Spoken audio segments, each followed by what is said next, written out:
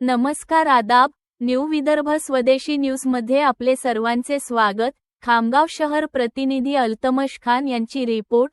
काल दिनांक 25 एप्रिल 2026 रोजी खामगावात डीजेवरून वाद विकोपाला।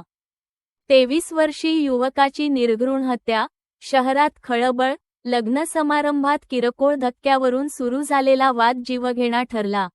4 ते 5 आरोपींविरुद्ध गुन्हा दाखल। खामगाव शहरातील बर्डे प्लॉट परिसरात शनिवारी दिनांक एप्रिल 25 रात्री एक धक्कादायक घटना घडली असून डीजेवर नाचताना लागलेल्या किरकोळ धक्क्यावरून उफाळलेल्या वादाचे रूपांतर थेट खुनात झाले।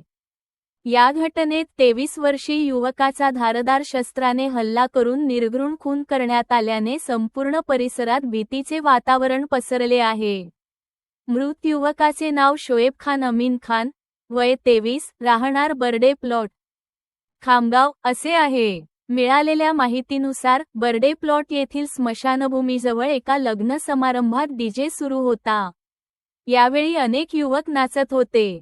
दरम्यान नाचताना शोएब खान यांचा एका अन्य युवकाला धक्का लागला। या किरकोळ कारणावरून दोघांमध्ये वाद सुरू झाला। हा वाद काही क्षणातच तीव्र झाला आणि परिसरातील 4 ते 5 जणांनी एकत्र येत शोएब खान यांच्यावर हल्ला चढवला। आरोपींनी धारदार शस्त्र तसेच लाठ्याकाठ्यांचा वापर करून त्यांच्यावर बेछूट वार केले।